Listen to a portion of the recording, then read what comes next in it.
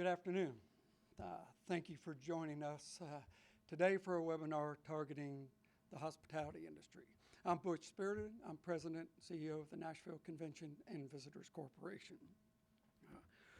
We're all anxious to get started and get reopened, and we have a lot to do to make sure we do it properly, safely, and for the long haul.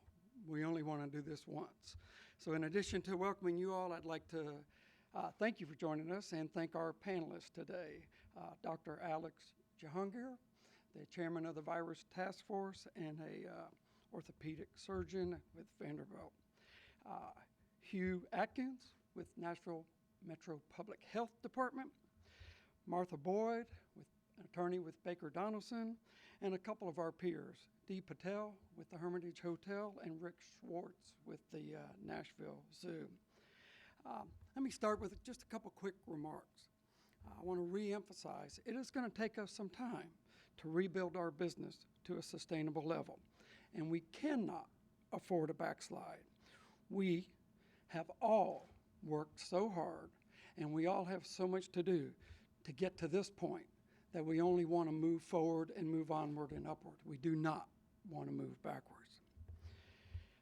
Before we get started with our panelists, I'd like to remind our members to please fill out the survey we sent out regarding new safety measures that you will be implementing in your places of business.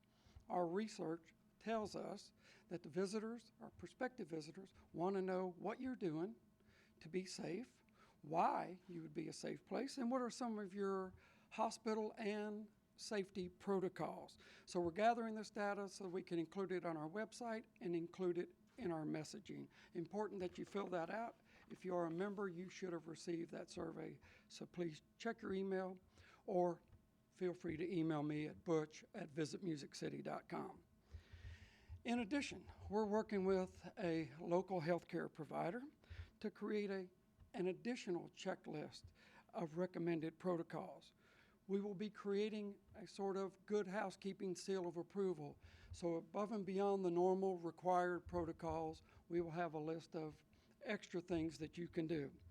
Once you do that, we will have decals, we will have signage, and we will have markings on our website and in our vacation guide, earmarking those businesses that have made it extra safe for our guests to come visit and stay in Nashville. It's not mandatory, but it's something to give extra comfort to those people deciding, is it safe to venture back out? We want it to be safe, and we want them to venture back out to Nashville first. You'll hear more about that in the not too distant future, but I wanted to give you a heads up on that as well.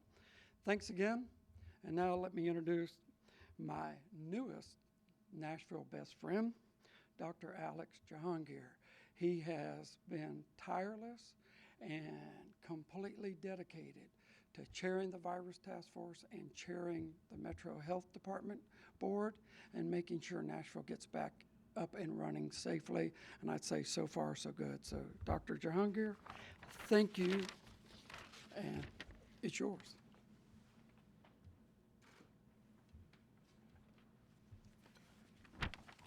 Thank you, Butch, and even I can still navigate masks and glasses, so thank you all so much for being a part of this, and thank you for the invitation, Butch. I'm asked to kind of give it a little bit of a nuts and bolts, and I kind of want to just start by saying this. You guys are what Nashville's about, and I've recognized that. I'm actually the current chair of the Adventure Science Center Board, so I get this issue even a little more personally than you may realize. And I'm grateful to all the sacrifices that you guys have made in your industry, because this is what Nashville is, in my opinion. Somebody grew up in this city. As you all know, we are now, we've set metrics, and Mayor Cooper announced yesterday that we're rolling to phase 1 on Monday. And let me kind of quickly just talk about the metrics real quick. You know, we've talked about the case trends. The cases have been stable. We've talked about doubling time, how quickly the virus doubles. That has been stable since April. We're at about 16. New York, at that same time in April, when we were at 16, was at 4, and California at 6. So that gives you a reference where we're at. We've done amazing strides over the past many months to build our testing capacity. Last week alone, we tested over 6,000 people. Our community assessment centers so far, I don't know what the numbers are today, but we just came from one that had the longest lines I've ever seen. We tested 2,500 so far this week.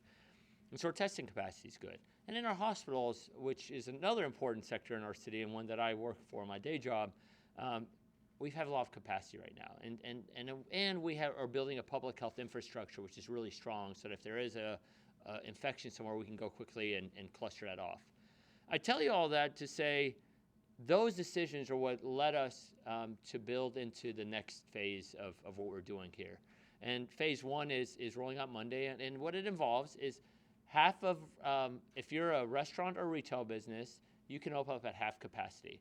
Now, just as an aside, the restaurants, if you're somewhere that's typically a bar, if you are able to close your bar area, put up tables 6 feet apart, half capacity, we welcome that. Serve serve food off a menu. We encourage that.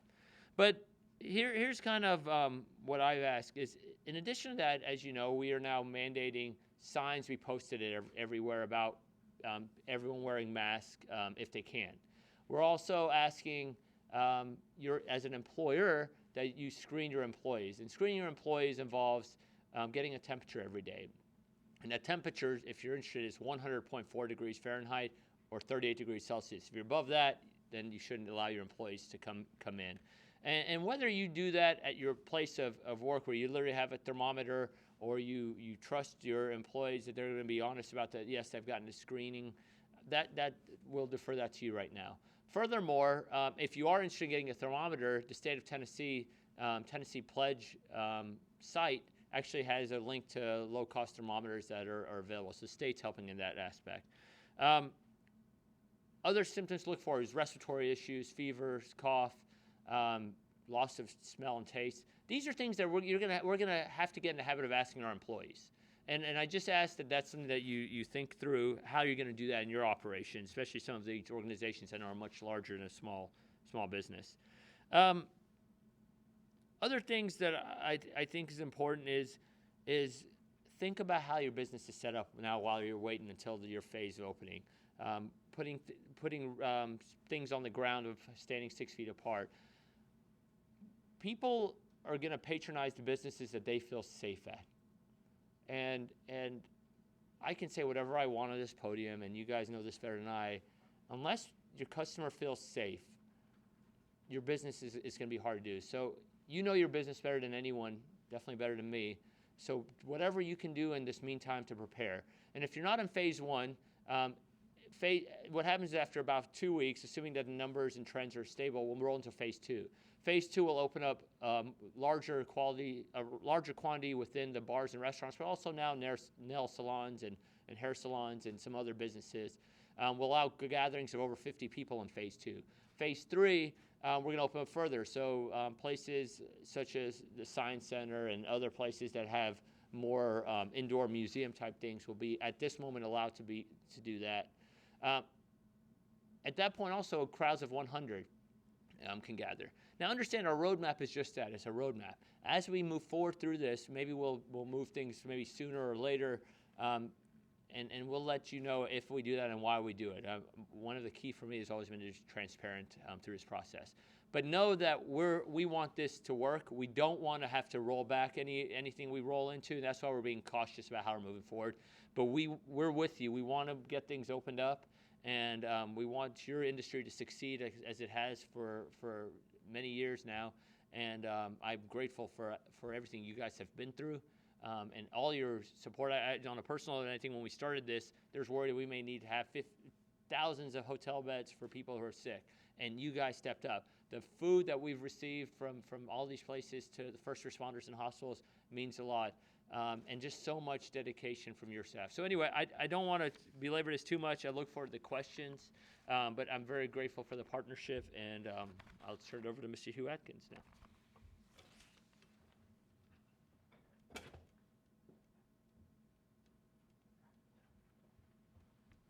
All right, thank you.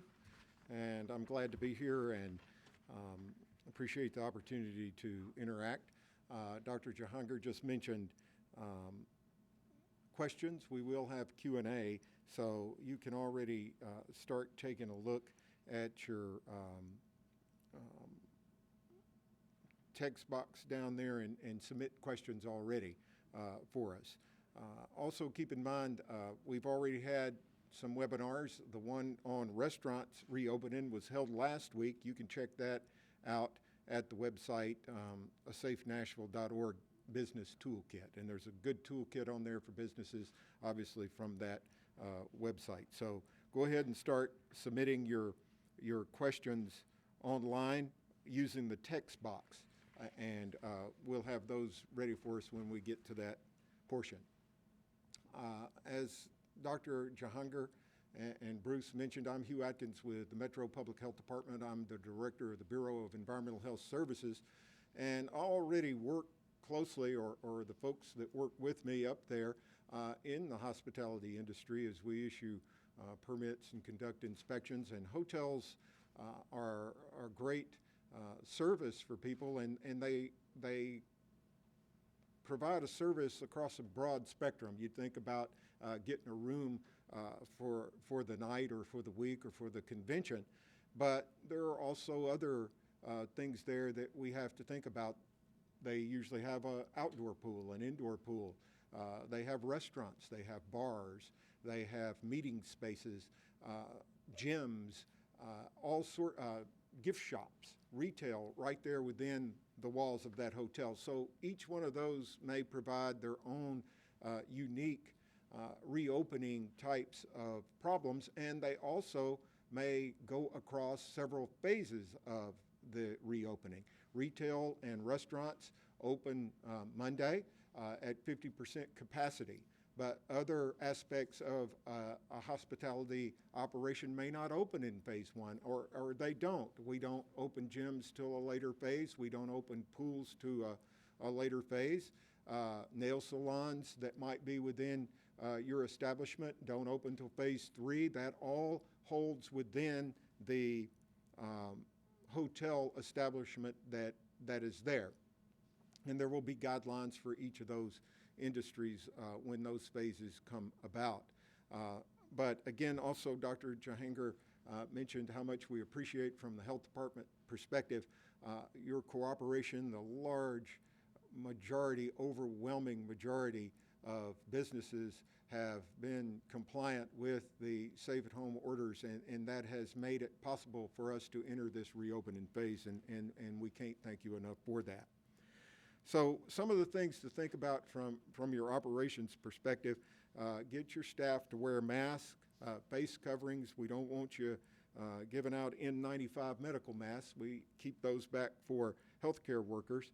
But in phase one, it actually, the order says employees who interact with the public or can't maintain a safe social distance from their coworkers are required to wear masks. So make plans for that. Customers, of course, as a business operator, you have the right to require your customers to wear face masks. It's not required, but you can require that if you'd like. Provide training to your employees on personal protective equipment as far as COVID-19 is concerned, and follow CDC guidelines. Lots of hand sanitizing stations throughout your operation are good, especially in high traffic areas. Hand wash stations. Good old soap and water are great. Make sure the sinks in the restrooms have plenty of soap, paper towels, hot and cold running water to encourage hand washing. Signs reminding people to frequently wash their hands, to maintain safe social distancing, and encouraging face coverings are also great. With your employees, think about staggering your shifts, your breaks, your meals to maintain social distancing there. Make sure your employees get regular updates about COVID-19 and things that might change, and guidelines that are always seem to be getting better or changing almost day to day. So make sure you update the employees about that. Dr. Jahangir mentioned screening employees, and that's important. The questions on symptoms, of course, and also temperature screening employees works well with a no-touch thermometer, and we're looking for a temperature of 100.4 degrees Fahrenheit or less. If you have an employee that answers yes to any of the screening questions or reports an illness to a supervisor, make sure that that you advise them if they are answering yes to those questions to seek appropriate medical attention and possible COVID-19 testing.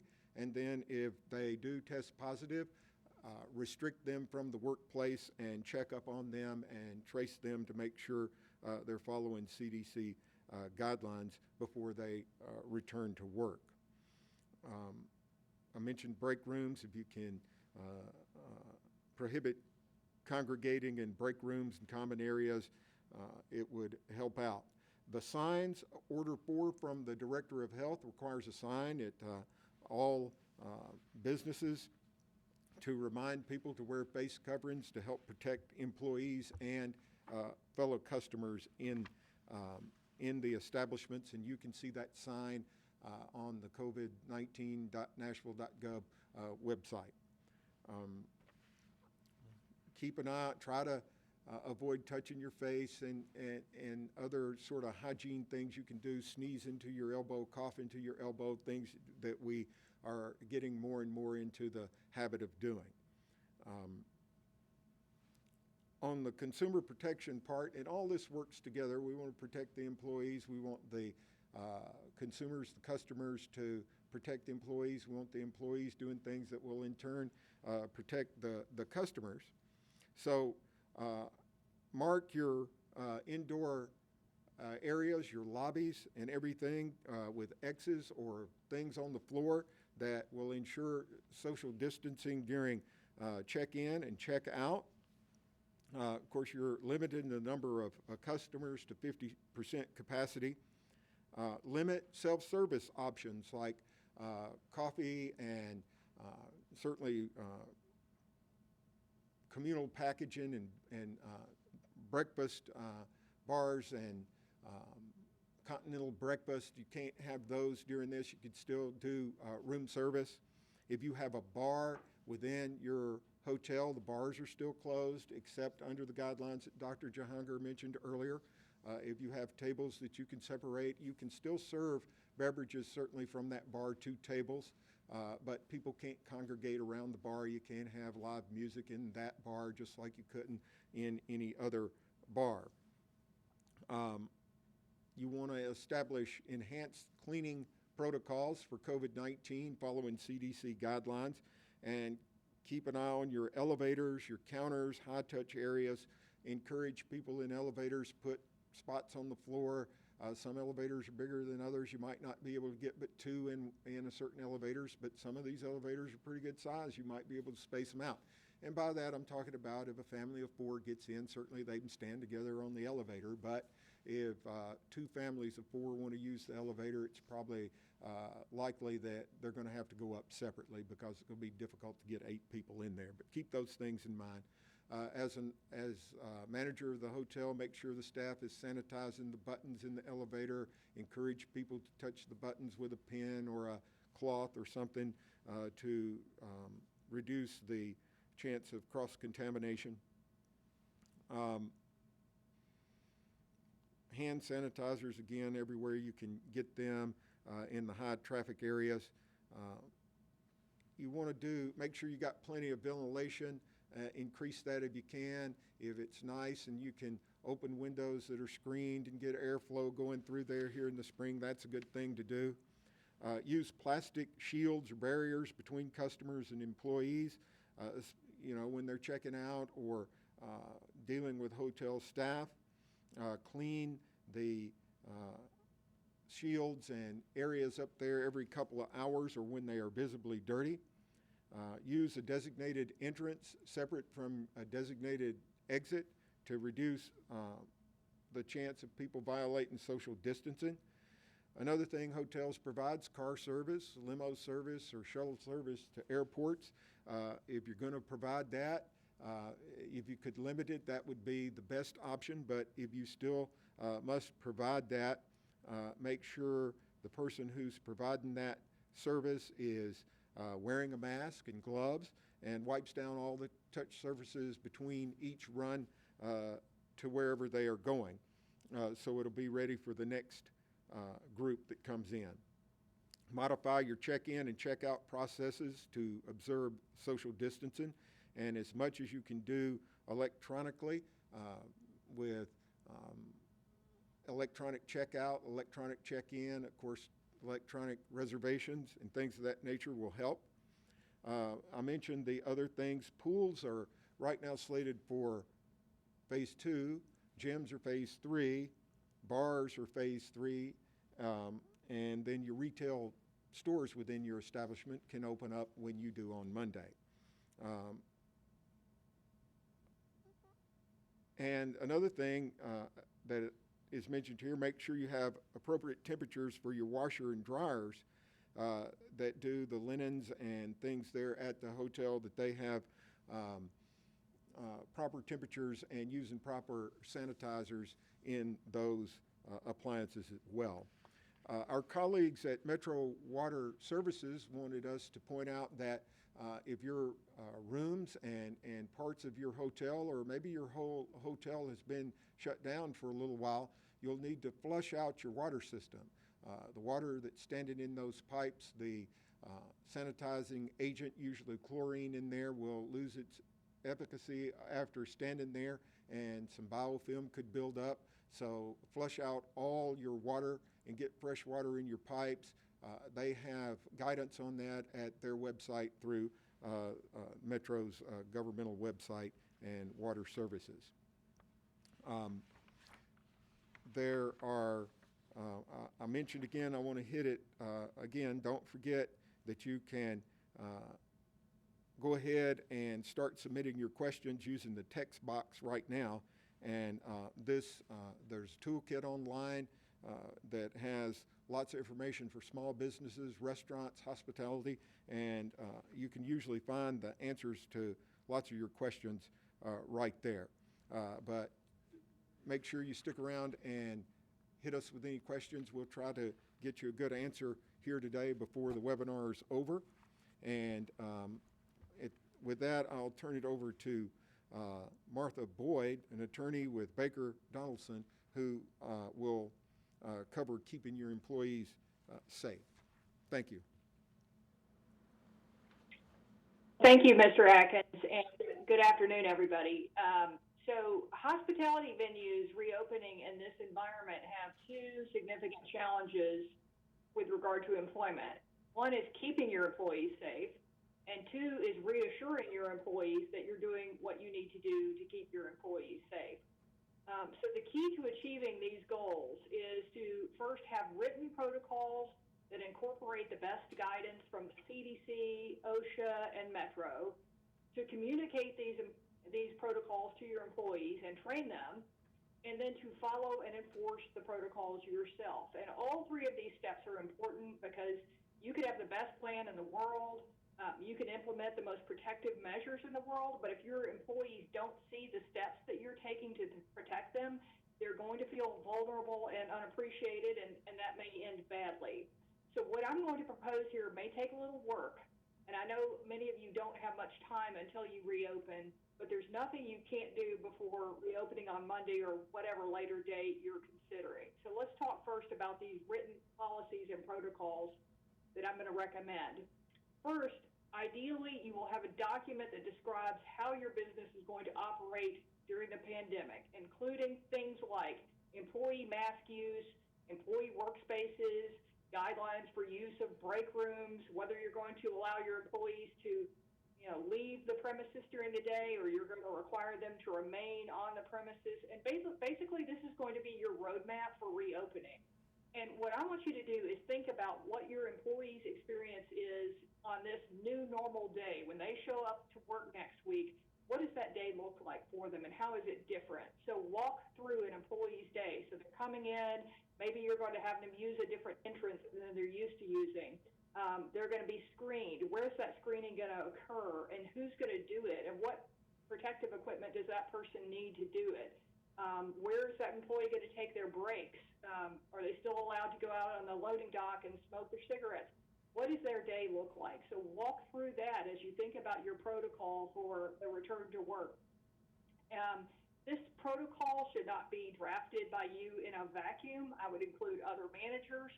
I would even include some hourly representatives in the planning process because they may help you think of things that you haven't thought of.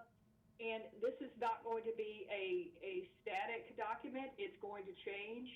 You're going to have different guidance. The CDC guidance is changing almost daily, and we've got to just update our protocols to reflect those changes. You're going to try things that don't work, and you're going to want to change the guidance. So each time you make a change, I want you to save that protocol as a new version with a new date on it, so you can look back and say, on this date, I was following this guidance. I changed it on this date, and this is how, this is why. So whatever the protocol is, you've got to lead from the front. If employees see you wearing your mask around your neck or on top of your head, they're going to assume that you don't take these measures seriously, and they won't either. So if you subtly or implicitly communicate to your employees that you think all these measures are just window dressing, they're going to think that too, and they're not going to feel protected. Mr. Atkins and Dr. Jahanger mentioned employee screening. I'm going to suggest two things to you with regard to screening. First, I'm going to suggest that you have a notice that you provide to employees, that you actually have them sign, and you give a copy to them and have them keep it, and you keep a copy for yourself, that lists the symptoms of COVID and instructs them if they have any of these symptoms, they're to notify you immediately. If they're at work, they're going to be told to leave. If they're not at work, they're going to be instructed not to come in. And failure to notify you may result in disciplinary action. So that's number one. Step two is the protocol for the daily screening. And this is just an internal document that you're going to include in your return to work protocol that you give to your managers that says, okay, here's how the screening will occur. Here's where it will occur. Here's where the employee is when it occurs. Here's who takes the temperatures. Here's what they're wearing when they do it. Here are the consequences of an employee failing to submit to the screening or failing to answer the questions. So this is an internal document for you and your managers to use to make sure everybody understands what the screening process is. Then I would suggest you have a protocol for what to do when you have an employee get sick. And I've been preparing these for my clients, and I call it a sick employee checklist, which is not a flashy name, but it gets the job done. And it seems like it would be real simple. Well, you just send the employee home. But in fact, there are a lot of different things to consider when you have a sick employee. For example, how long do they have to remain out of work? And what do you do with respect to other employees who may have been around those employees? So this walks your managers through what to do if you have a sick employee, who they contact, who they can tell, what to do with the information about the sick employee, keep it confidential, things like that. And I will tell you that this is another one of these documents that is changing. I think it was 3 or 4 days ago, the CDC changed some of the guidance on how long an employee who shows symptoms can remain out of work. They actually increased that amount of time. So they went from recommending that an employee remain out of work from 7 days to 10 days from the onset of their symptoms. So this stuff is changing daily, and it's important that you keep up with these changes, which is difficult, but you've got a few places to look, and one is the CDC website. Another is obviously Metro. They will certainly be changing their guidance as CDC guidance changes. I also suggest you get familiar with the new Families First Coronavirus Response Act, which provides paid leave to employees who become ill or who are taking care of someone who is ill or who have child care issues that prevent them from returning to work, and get a policy that you can give to employees that explains what it is and how to request it. The nice thing about this paid leave is that you get to take a payroll tax credit for it, so you don't really bear any of the cost, but you do want to monitor it and make sure your employees are taking it for the right reasons. Normally, the DOL, Department of Labor, provides us with forms that they want employers to use to request leave.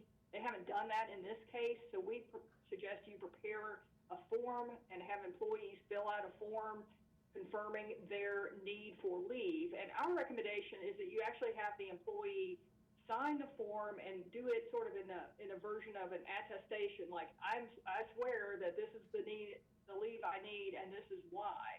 And that has a twofold effect. One is you want to deter employees who may be tempted to falsify the reasons for the leave by sort of forcing them to acknowledge, I swear everything in this is true. And another thing is because if you're ever audited on the tax credits you seek, you want to show that you had a good faith basis for providing your employees with the leave and taking the tax credit. I would say if you don't have legal counsel to help you with employee leave issues under the FFCRA, consider really studying up on that law before you open. I'd like to say it's a really easy law to interpret and apply, but that wouldn't really be the case. It's pretty difficult, and there's a lot of nuances to it. So after you have read the law itself, take a look at the Department of Labor website, and it's entitled Families First Coronavirus Response Act Questions and Answers. I will send a link to Mary Falls in the mayor's office so she could post it. But it actually has a lot of helpful information about how the Department of Labor is interpreting the law that you can use to assist you. Department of Labor guidance is not legally binding, but it's certainly something you can point to if your decisions are challenged later on to show that you acted in good faith and tried to apply the law correctly. And it's something like 90 questions. And I think if you read that, you will have a much better sense of what your requirements are under that law. A few other things I think you need to think about before you open is if you have employees who have underlying health conditions or other risk factors that make it particularly dangerous for them to get the disease, what to do about those employees, what to do about employees with childcare issues, and then what to do about employees who have no underlying health conditions but are just fearful about returning to work. I've had a lot of well-meaning clients in the past few days and weeks ask whether they should prohibit employees who fall into one of these high-risk categories, like an underlying health condition or they're over the age of 65, whether they should prevent those employees from coming back to work. And our answer is no. So absent a request from that employee, that could be viewed as age discrimination or disability discrimination, depending on the employee's risk category. So I would suggest that you provide employees an opportunity to request an accommodation, just as they would normally do under the ADA, and just allow your human resources to follow up with those employees to determine on a case-by-case basis how their particular issue can be accommodated. If your employee has childcare issues, the FFCRA allows employees whose childcare or school is closed, in this case, as we're going into summer, so summer camps are closed, to receive paid leave. So you'll want to look at that particular provision of the FFCRA and make sure your employees qualify. And then finally, you're going to have some employees undoubtedly who are scared to return to work. And some are just going to be freaked out because this is a very difficult and scary disease. And then some may be taking care of someone who falls into one of these high risk categories. And you're going to really have to determine, do I really want somebody who's just afraid to come back in my workplace? You may decide that from a morale issue, it just may be best to allow that person to remain out on leave. Maybe they're getting unemployment, maybe not, but at least they're not in your workplace if they don't want to be. With respect to somebody who's taking care of somebody in a high-risk category, there's really currently no legally protected leave for that person. But again, I think from a morale standpoint and simply from a taking care of your people standpoint, considering allowing those folks to remain out of work if they want to is probably going to be something you'd want to do just to take care of your folks. So that's all I have, and I will turn this over to Dee Patel, who's the general manager at the Hermitage Hotel. Martha, thank you so much. Good afternoon, everyone.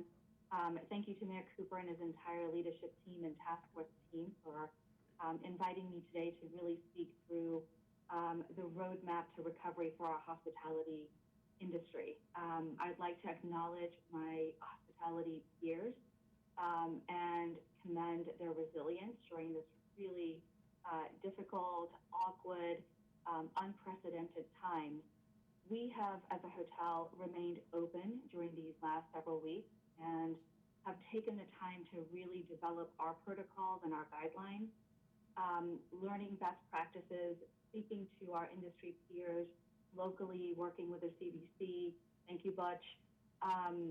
We've also been very engaged with our Preferred Hotels of America, who is one of our partners globally, our luxury partners within various markets, our historic hotels that are also within our collection, our travel agents who serve our guests, and of course our local peers to really hone in on best practices for not just our guests, but also our employee protocols. And like Hugh has mentioned earlier in the conversation, there are so many things that we could all be doing. I'm going to sort of take you through some best practices in relation to the journey of the guest, reservation period, the arrival process, and what that feels like. And while service remains in the forefront of our industry, hospitality is certainly to be hospitable, and graciousness is universal. We remain to keep those elements in mind as we really talk through our protocols and guidelines over the next several months, which we realize will be an evolving process, and our steps of reopening will also remain to be evolving as we learn through our CDC regulations, our local guidelines. So some of the practices that we have implemented are from the point of reservation making, asking the appropriate questions, anticipating the needs of the guests, whether it be the arrival time or what services they may or may not require, being able to communicate many of the things that perhaps have been altered, that perhaps may be expected, that we have adjusted as a result of safety and the security of our guests and certainly our employees. There is technology that we have implemented and included in terms of how we communicate with our guests, whether that is turning on the guest texting feature prior to arrival, at the point of arrival, at the point of pulling up in your vehicle, to during your stay. So trying to really hone in on the contactless process. Our chip and pin system is working at the front desk, which again allows for that non-contact. We also have a system in place that allows a guest to check into their room via their cell phone, and that information is also communicated at the time of arrival. And so guests who arrive can simply go straight to their room and avoid any front office sort of interaction. For valet services, while this hotel remains to be a valet parking only hotel, we have been very flexible in allowing guests to self-park. And I think that's really an important piece when we think of the key pillars of how we want to kind of look through flexibility, offering that confidence, that trust, and the empathy are really key points for our industry. So we have, while we've been open, we've been, again, going through a research and development process of really understanding how far we need to pull back and what we do when guests are requesting certain services such as valet parking their vehicle.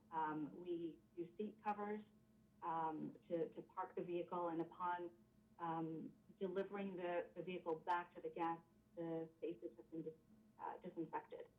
At the point of arrival, we have UV boxes, which pens and so on are placed. Key cards are placed in a box that remain in a space for 72 hours before they are cleaned and reused and implemented back into service. Rigorous cleaning, like you has already touched on, in terms of the front office and concierge spaces. There's signage throughout the hotel, so whether you are arriving inside, whether it's at the elevator, there's occupancy recommendations of a minimum of or maximum of 2 per elevator, unless you are a family. And we can gauge when those elevators are moving and are able to communicate to our team to immediately disinfect those spaces. In our guest rooms, we have eliminated a number of amenities that were normally present, the emptying of our minibar and replacing it with a preference bar where we are able to collect any requests or amenities that are requested upon or anticipating their arrival ahead of time so that those items are pre-placed into the guest room. We have removed all collateral from our spaces, magazines, guest directories, any sort of touch point areas that we can pull, they have been removed. We have also, upon arrival, will have a care package available for our guests, very thoughtfully curated with a welcome note displaying our recommendations and suggestions of social distancing, many of our guidelines that we have in place. We have included in that box some water with amenities for snacks for our guests, along with a room service menu for them to use, as well as adjusting our entire room service program. So as guests are ordering their meals, our protocols have been to only have single-serve condiments and amenities available, and the delivery to the room will look like the employee will leave the cart outside of the guest room, and upon completion of the meal, the guest can then call the room service and have it retrieved. So there's lots of different ways, whether it's pre-wrapped cutlery that we've included versus our normal standard of having our cutlery present in a different manner. Employees are not really sort of entering the guest space. Upon departure, there is automatic checkout available. While we still have the front office and the team in place, invoices and so on can be emailed to the guest. Guests can use their cell phone to check out. Once a guest departs, that room is vacant for a minimum of 72 hours before any employee or guest is checked back into that space. These last several weeks have really helped us develop how that works. At times, you had a guest per floor, and as we sort of look to our reopening strategy, we are able to look at our occupancy for the remainder of the year and keep it at a level that still allows us to keep a room vacant for 72 hours. Our peers are varying that from 24 to 72, so it just sort of depends on best practices. And while we've remained to be, and certainly the hospitality industry has remained to be the gold standard of cleaning and servicing, we have incorporated some other tools into either the frequency of the cleaning or purchasing equipment such as a 360 disinfecting system that is safe on your product, it's safe on furniture and fabrics, and it allows for the high touch point areas to be treated prior to the guest entering into the room. Decals have been made available throughout the property. Rearrangement of furniture in your lobby spaces. While we are looking at a 50% occupancy for the restaurant spaces, we have really adopted that really across the board in all public areas to ensure that while we have a 6 feet expectation, we've surpassed that in some cases to even be 15 feet apart. I know the restaurant piece has been covered in the last session, and while we will be opening our restaurant, the Capitol Grill, on Monday, the Oak Bar will remain to be closed. However, the doors will be open as a way to, again, keep that social distancing and have tables further apart. The menus have been paused. Anything that would be available in the Oak Bar is not currently available, but you can order off of the dining menu in the restaurant. So there are some additional steps that have been taken in terms of really trying to space things out. Our goal is to really build confidence and trust in our guests that it's a safe place to visit. It's a place that takes care, consideration, and that really sort of falls back again to when we look at employee, and Martha has done an excellent job really speaking through creating that trust in our employee is really our utmost priority. Our team are able to facilitate services, welcome guests, have that graciousness, and at the same time, we have to place a real sense of urgency and care and empathy to our own employees to give them the confidence that we are a trusted workplace for you to return back to. So the last 8 weeks, for example, we've taken the time to scrub all of our back of the space areas, strip our floors, scrub the walls, and all the back of the house areas have been repainted. Again, it's just a demonstration of our care and our goodwill, and to communicate to our employees that they are, too, our utmost importance. As they return back to work, that confidence is really imperative. Screening, temperature checking, rigorous training has taken place, a reorientation back to our hotel, whether it be the COVID-19 training, regulations locally, nationally, and then also any other element that the hotel incorporates. And I would recommend that each property is, imagine customizing their spaces to their flow of service, their number of employees, what services are available, what's not available. And so acknowledgement signing is another demonstration of sense of urgency and why it's imperative that we follow all regulations and all standards that have been in place for safeguarding our employees. Our cafeteria spaces have been spaced out. Employee meals have been prepackaged over the last couple of months.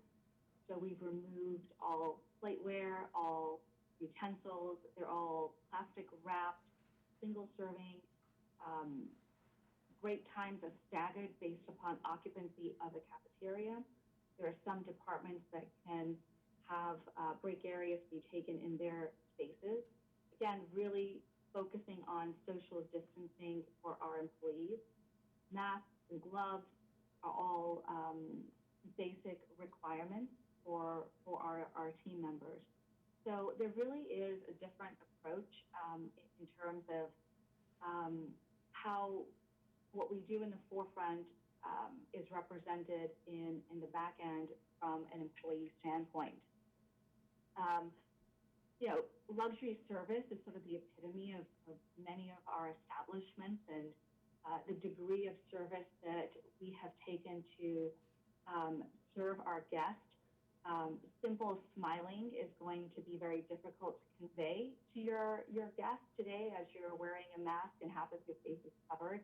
So how do you really express that energy of how your diaphragm is used when you're speaking, how you eye contact, what your hand gestures are, whether it's, placing your hand on your heart to acknowledge that you see the guest, you hear the guest, you're excited to welcome your guest, because there are many processes that have been adjusted to what is normal arrival, a normal stay, a normal dining experience.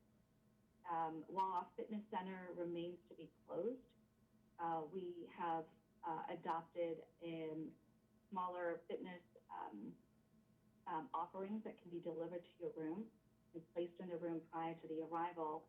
So that is available accompanied by jogging maps, walking maps, and some links to virtual tours of our local partners, whether it's the Tennessee State Museum, Ryman Auditorium, all of our local partners that are virtually streaming and virtually trying to offer a sense of service to anyone traveling to Nashville. Once we are able to phase through and open some of these elements, such as the fitness center, for example, we will be moving into booking a reservation. So we would not completely just open the space. It will be by reservation only. And that allows us to really stagger the social distancing at the pace that we feel is comfortable until, we're able to start opening things up even more. So I hope some of those things have been helpful. Brighter days, I know, are ahead. People are wanting to get out. They want to come back to our establishments. They want the service. They want the offerings. And how do we graciously offer our servitude by demonstrating different ways of providing service? So thank you again. And I would love to introduce Rick Schwartz, CEO of Nashville Zoo, as my peer. Thank you so much. I'm pleased to be here as well, representing the attraction industry. And one of the problems with the attraction industry is that, we typically draw considerably larger people, which is, certainly the worst case scenario for this disease. So I've been working with all of the accredited zoos. There's 238 accredited zoos, and we've been developing plans for quite some time. I don't want to be redundant, actually.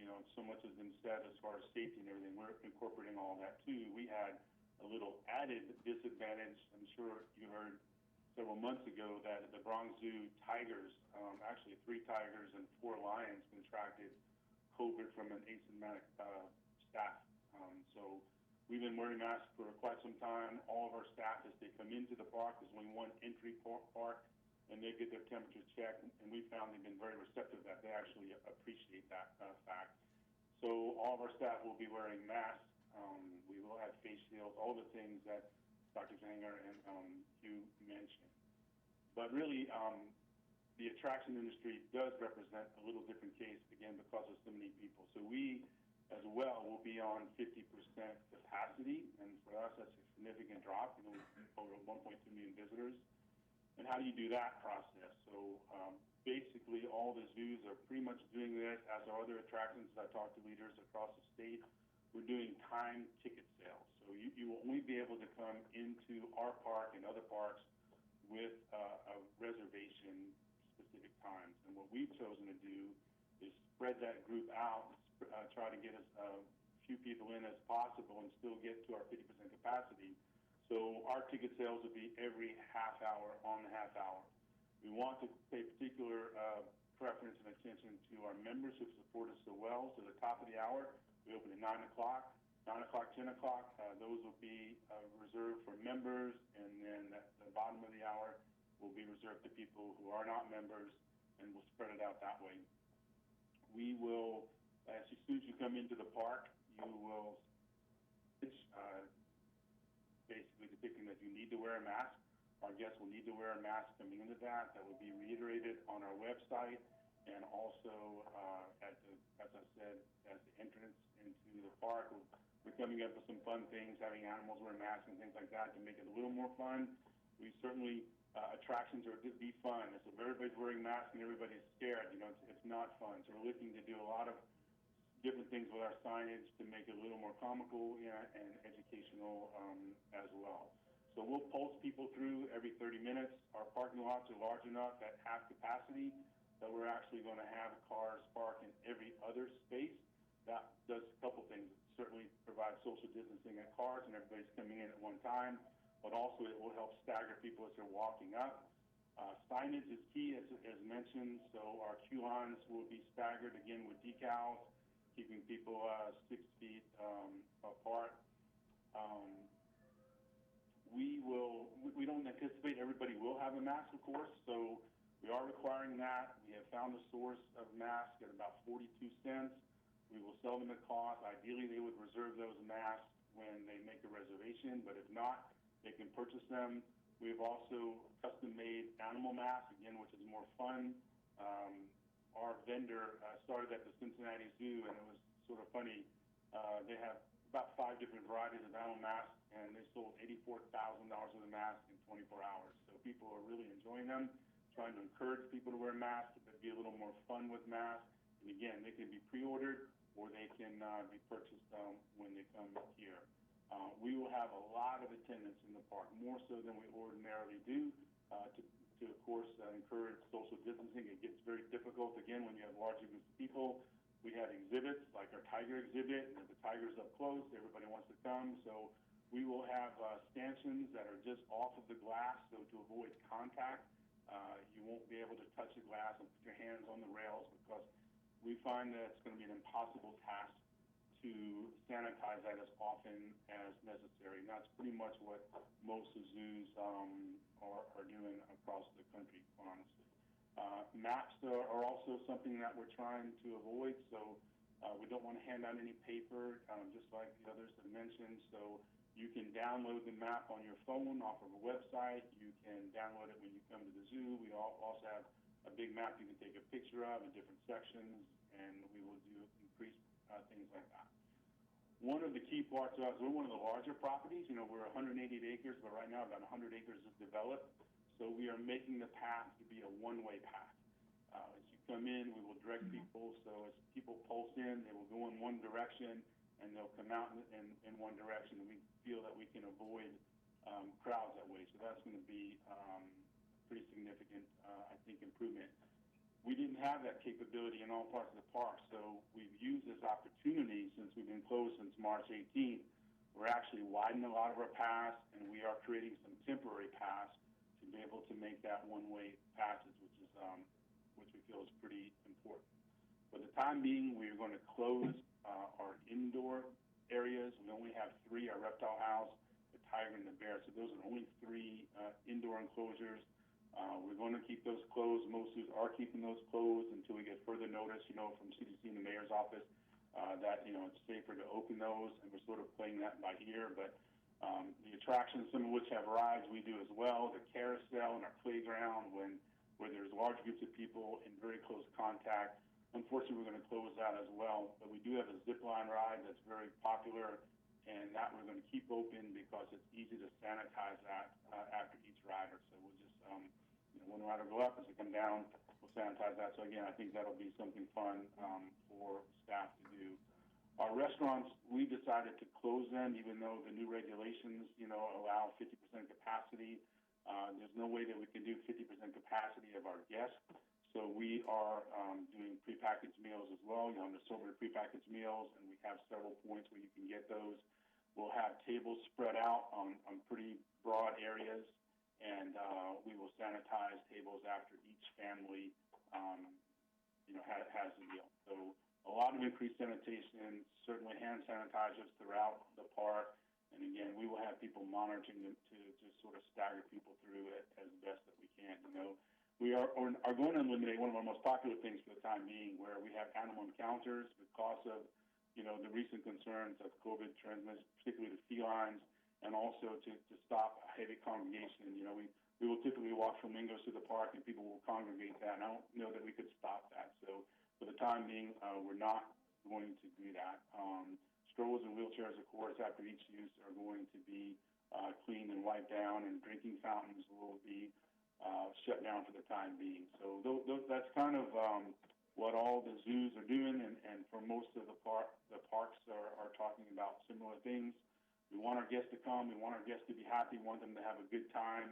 I think reducing the capacity actually is going to enhance the experience, because there's sometimes at our park in like Dollywood and Cheekwood and things like that, on peak days there's so many people, that's really not the best experience. So that's the one positive I think that people will get out of this. If they come to the park, there won't be as many people. They can see the animals a little closer. They can enjoy things perhaps a little more. So that's sort of where we are.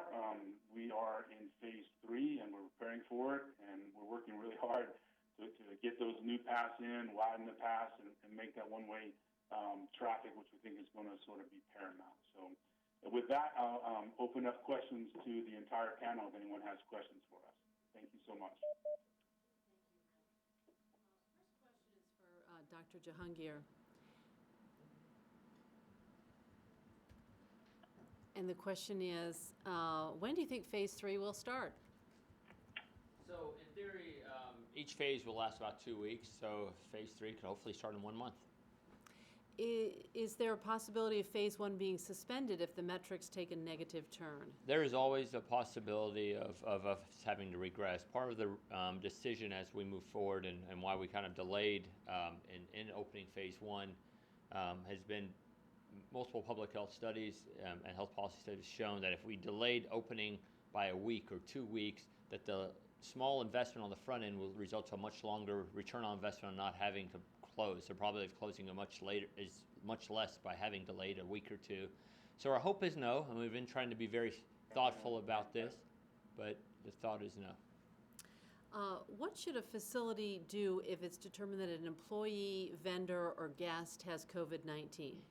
So there's a couple of things. First of all, if anyone has symptoms, Sort of again, just reiterate the importance of really following the rules and the regulations that are set forth, because collectively as a group in Nashville, we all represent one entity. And, you know, building that trust and confidence for travelers to Nashville should be our priority and should be something that we stay focused on. And we can't do that unless we collectively are all doing it together. I think prior to COVID-19, you know, you say that about our own businesses, where they're collectively as a team, we all support each other, we service together, we're consistent, we are attention to detail, and it's not about one department succeeding and another not. It collectively represents your entire company and brand.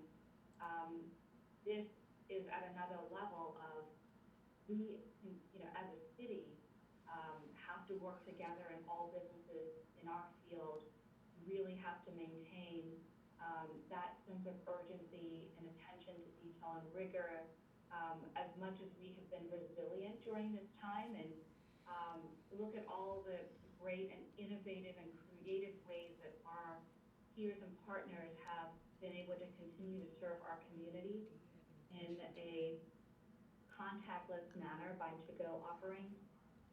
That same level of resilience is needed as we start reopening our doors, really to just maintain that safety and health and security, but more importantly, to convey confidence amongst our tourism peers and other markets so that we are able to go back our tourism opportunities.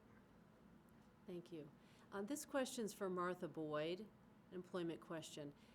If a high-risk employee refuses to come back to work if they're laid off, or excuse me, the question, I beg your pardon, is can a high-risk employee refuse to come back to work if they've been laid off and then called back? And is there such a thing as a health waiver where they can still get unemployment, or will it be determined by the state?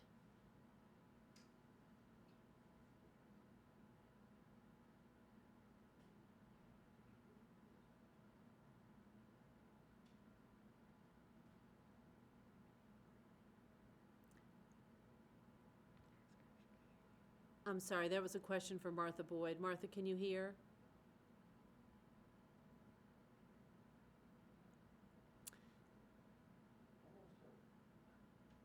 Hugh, I'll try a question for you.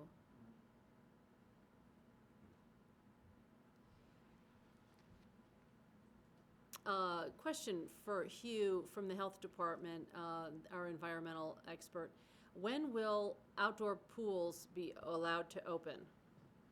Outdoor pools will be in phase 2 when other attractions at parks like playgrounds and basketball courts open up. Thank you. Can exercise rooms be open if only allowed one person at a time and clean and disinfected after each use? Now, exercise rooms open in phase 3, and that's when they're slated, so that's when we'll open them all. Okay, thank you. Another one for you, Hugh. We noticed that tours are in phase 3. Can you go more in depth regarding brick and mortar tours versus vehicle tours? Will there be any phase 3 restrictions on tours, the number of guests on a tour, the number of people who can be passengers in a vehicle, or is that going to be up to the tour operator? Well, I think those are two separate sort of business models. Tours do open in phase 3. The crowd size increases to 100 in phase 3. So you can have a tour with several people, and we would still expect social distancing, encourage the participants to wear masks.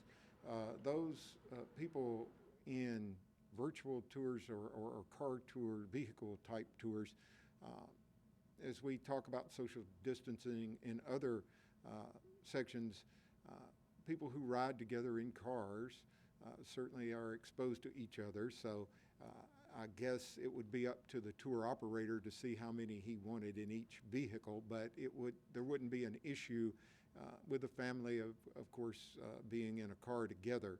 A car tour, again, not like a walking tour or a tour within a business.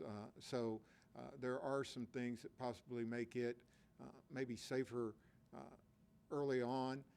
It could be, I think in both cases, it would be like any other business we talk about. Try to write down a plan for how you're going to deal with your customers. You can run that by us at the health department, and we can see if it makes sense or if you're addressing some of the issues we want. And I think, it's possible that those two types of tours could be looked at differently. Sometimes I feel like maybe I get myself in trouble, but at some point I think common sense has to enter into the equation too. Public health first, of course, but everything doesn't fit in a box somewhere. So we're willing to listen. We're going to stick to the phases where things open in certain phases, but that's why we encourage people to write down what they plan to do so we can look at it and see if it's something that can work and still protect the health of the employees and the customers. Do we have Martha Boyd back with audio? Yes, I'm here. Okay. Martha, I'm going to try a question to you again, please. Can a high-risk employee refuse to come back to work if they've been laid off and then called back? And is there such a thing as a health waiver where they can still get their unemployment, or will those unemployment benefits be terminated by the state? So I think for now, so a high-risk employee, first of all, you would want to go through the requirement of the accommodation process under the ADA. So go through the interactive process where you engage with that employee and decide, it may be that a continued leave of absence is an appropriate accommodation under the ADA if that person is able to show that they have an underlying health condition that would constitute a disability. If you decide, hey, we're just going to leave this person out on unemployment where they are now, that's fine. It is likely that the state would say that person is not willfully unemployed, that person could continue to receive benefits. But as you know, the additional $600 federal supplement is set to expire July 31st under the CARES Act. And so unless that is extended, that unemployment is going to be, $275 a week, and that may not be satisfactory after that date. So I think you've got to take all that into account.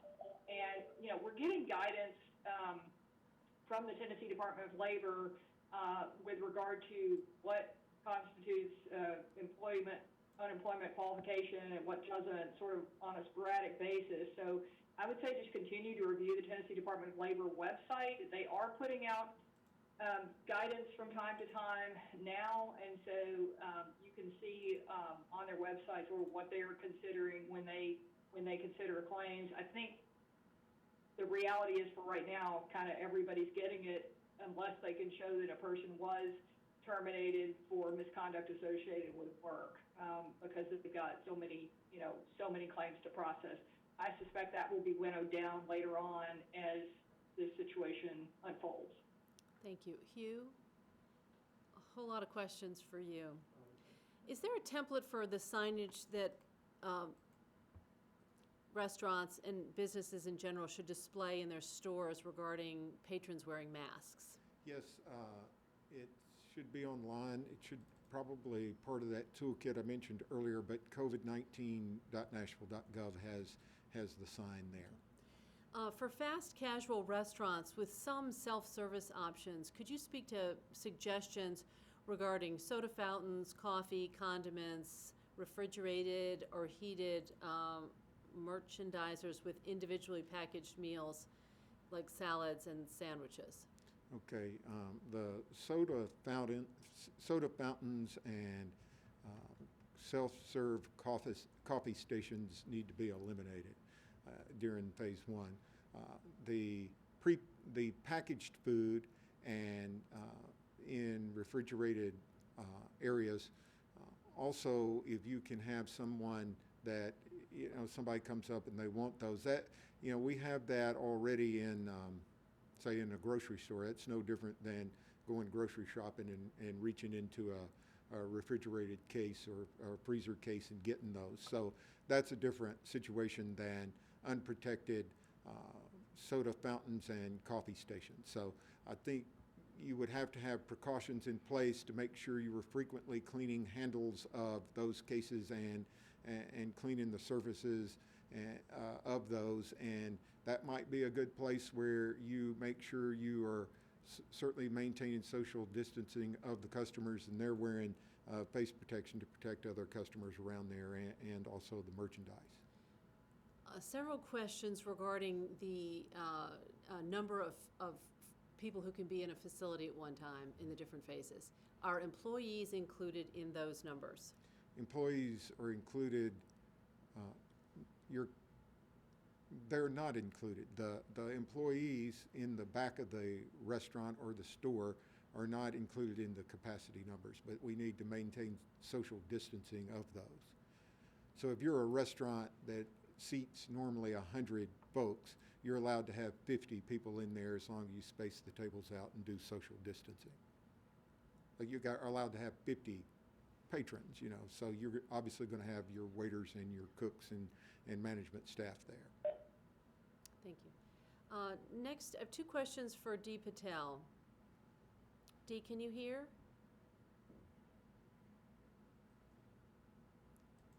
Dee, can you hear?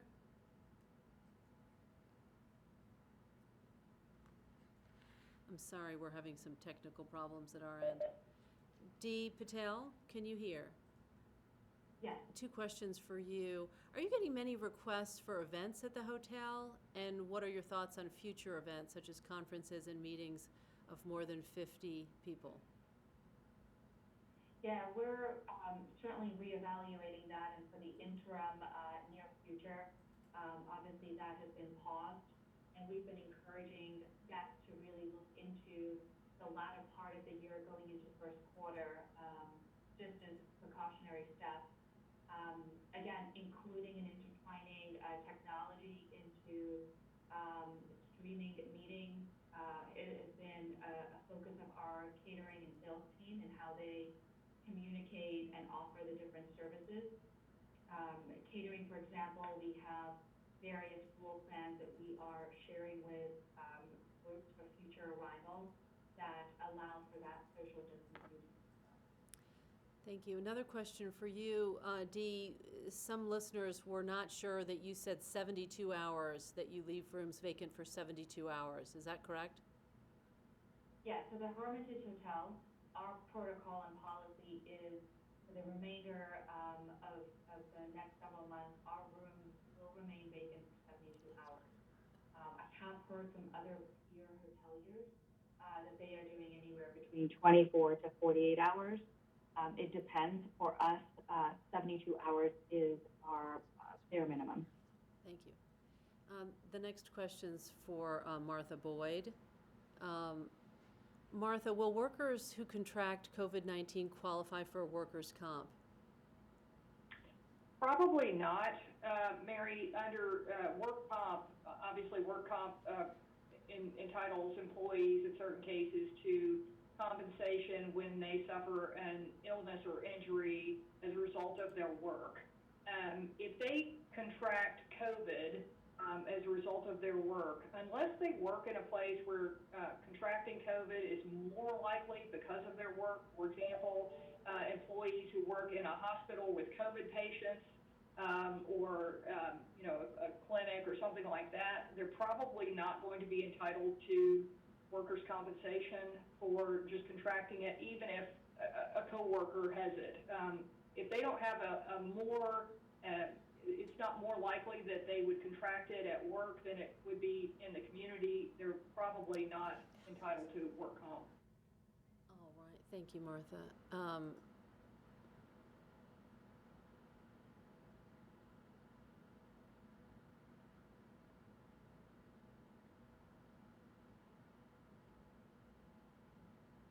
Hugh, sorry, several questions for you. I was just trying to group them. Are you recommending that employers who have a considerable number of employees, that they stagger the return to work times? And also, I think there's two parts to the question. One is on the actual return to work dates. Is that prudent to be staggering the employees coming back to get a handle on it? And then the second is literally staggering people starting on any given day so that you can do your temperature checks and screening and not have them bunching up. Yeah, I think both of those scenarios are good ideas. If you stagger them, stagger the employees coming back, and then certainly staggering the times that they arrive for work. We've seen that work well, especially downtown in some of the big construction sites where people actually get queued up waiting to clock in the morning. So even staggering those shifts by an hour makes a big difference in how many people show up at one time queuing up to hit the time clock. And also they do that with different entrances. Now that might be problematic in a restaurant situation. And I know restaurants do a certain amount of that already, that wait staff and cooks come in at different times. So, but that certainly is a good thing to do, to stagger within the workday the times people arrive. Other questions about enforcement, Hugh. Several are concerned about their willingness and desire to be compliant, and peers not being compliant with all of the guidelines, and curious about what the enforcement mechanisms are. Well, the enforcement, first and foremost, I think, as we've all been seeing, the mayor, even the governor, everybody statewide, and Dr. Jahangir early on today in the introduction, we are counting on people to do the right thing and to make sure, keep an eye on the places you're going. If it looks full and you're asked not to go in because it's full or to wait, please follow the guidelines that the merchants are putting out there. We also are counting on merchants to do the right thing and not exceed the occupancy limits, and not to open the bar areas when they're not supposed to. And the way enforcement, and I like to use the term compliance rather than enforcement, that we're seeking compliance. We will get complaints through Hub Nashville and people calling 311. And right now, that involves somebody from the health department going out with a police officer and trying to ascertain what's going on. Many times when we do that, conditions are not the same as they were by the time the complaint got lodged and it got to us and we dispatched somebody. So we still deliver the order, explain it, and tell them, we've been out here once and we'd appreciate your compliance. Now, another thing, too, to keep in mind, a lot of the complaints that we've been out on originated because people, and it can get complicated as these webinars demonstrate. Lots of times the people do not understand the orders. Now the industry does. They know whether their competitors are complying, but we get lots of complaints from people who early on say it was Judy's Bar and Grill. Well, they got bar in their name, but they also have grill in their name. They're a restaurant that has a bar. So we get complaints that this bar is open, and thought they were supposed to be completely closed. Well, we would find out that there's a grill, and they were. So lots of times, I think you can find a lot of information on the website about whether a place is in compliance or not before you even launch a complaint. I think, though, there are 45,000 businesses or so in Nashville. The health department is set up to regulate about 4,500 places. And since the health department has been encompassed in the compliance part of this, it's difficult to imagine that we can get out to every complaint that is out there, and it's certainly in real time. So we're going to count on people, and we're going to do education, put information out, maybe handle a lot of the complaints we get by phone if it's dependent on the nature of it, but we will do our best to get people in compliance. Several questions about masks. Who should be providing the masks, the employees or the employers? From my standpoint, from the health department, it doesn't make any difference to me who provides the mask.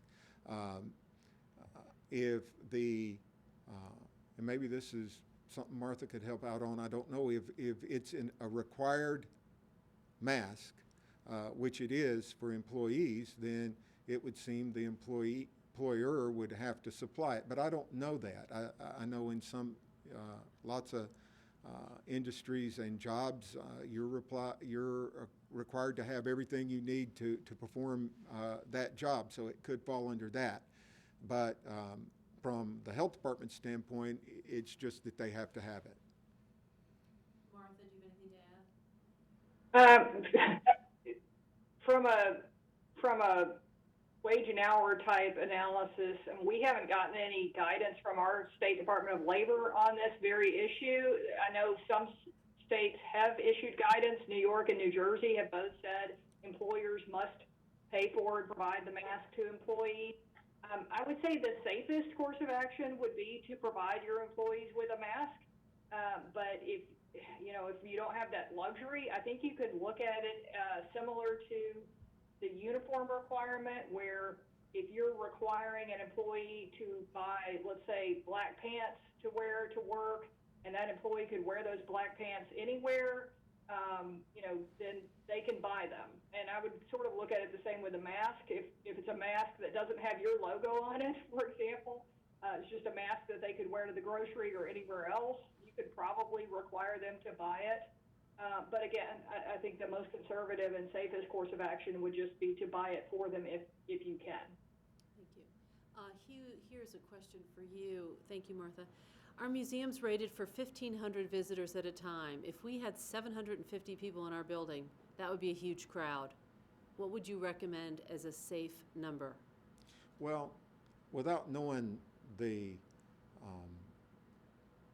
layout, the physical layout of your building, and I've been on a call so far with huge venues like sports venues and entertainment venues that seat several thousand people, and yes, these venues may be allowed at some point to open at 50%, but it's 50% and maintaining social distancing. So lots of times that number you're allowed to have in there is going to be less than 50% of your capacity based on the physical arrangement of your venue.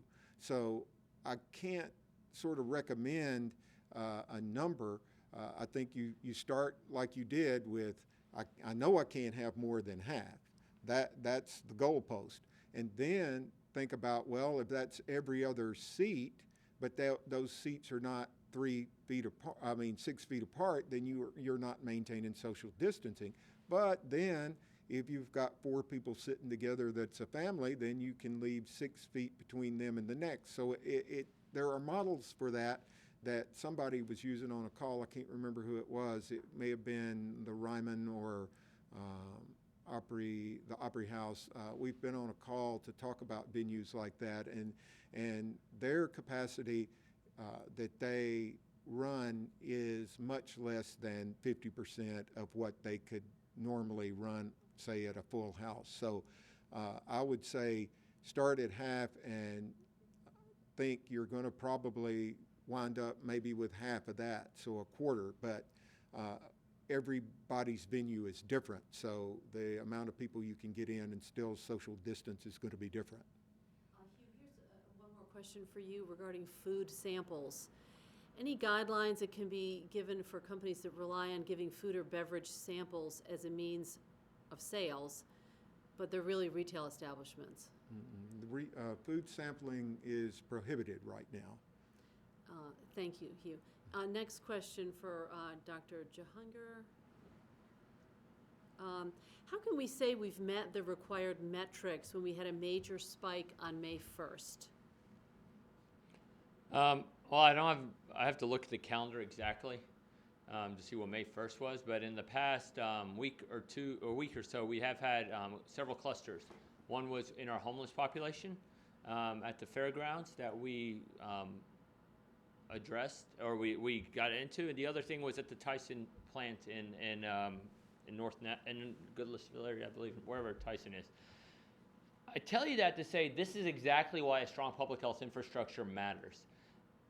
Numbers by themselves, frankly, don't mean much if you don't put it in context. If we know quickly that, hey, there's a problem at the mission, or there's a problem at this Tyson plant, and we can quickly deploy public health resources, isolate people, prevent community spread, then raw numbers by themselves don't mean anything. Now, if we don't know that, and we don't have the investigators to find out, hey, yeah, there's this increase in incidents in the fairgrounds, but those individuals have now spread all over, that's very different than, hey, we know there's this high incidence, everyone's been isolated, and there's not as much community spread.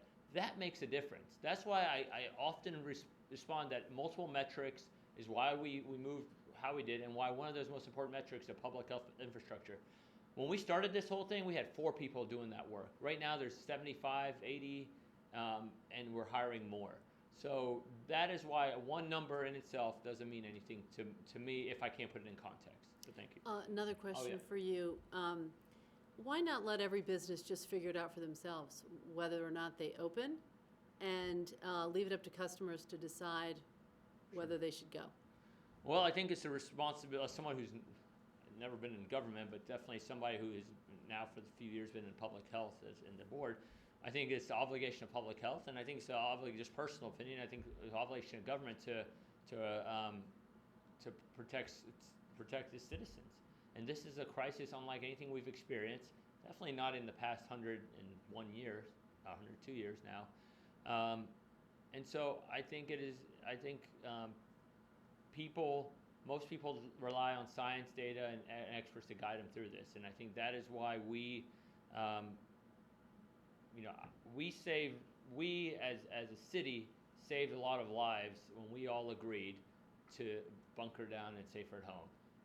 People didn't have to listen per se when there's a safer at home order, but we as a city listened, and we all stayed home. And instead of having to open a 1,400 bed hospital, the Music City Center, on April 30th, we're now talking about reopening, and we're talking about not having 450 cases a day, which was the projection. Rather, we're talking about, on average, about 100 cases a day. And so I think that is why I think as we reopen, we need to be thoughtful about this, because until there is a vaccine, this is an issue that will always be in our lives. So. And one final question for you, Dr. Jahinger. Again, where should people go to report a violation? Sure. So you can do 311 or Nashville Hub. Those are the 2 main sites. And Mr. Atkins, there's not another one.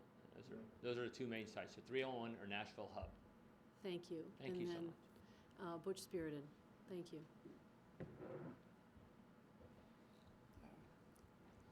Yeah, let me first thank everybody that signed on to the webinar. I know we had over 550 participants, so thank you. Very encouraging that everybody wants to do the right thing. I want to thank Alex, Hugh, Dee, and Rick for their time and their input today. It was invaluable. I think the questions were great. We are out of time for questions today.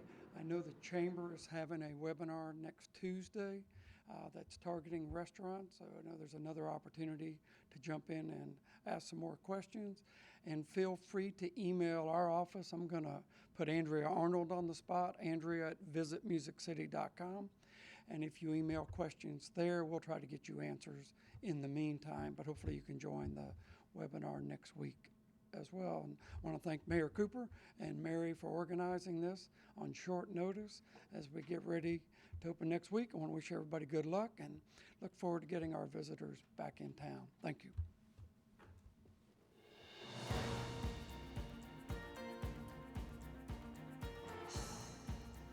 This has been a service of the Metro Nashville Network. If you would like to see this presentation again, or for more information about this and other programs, visit nashville.org.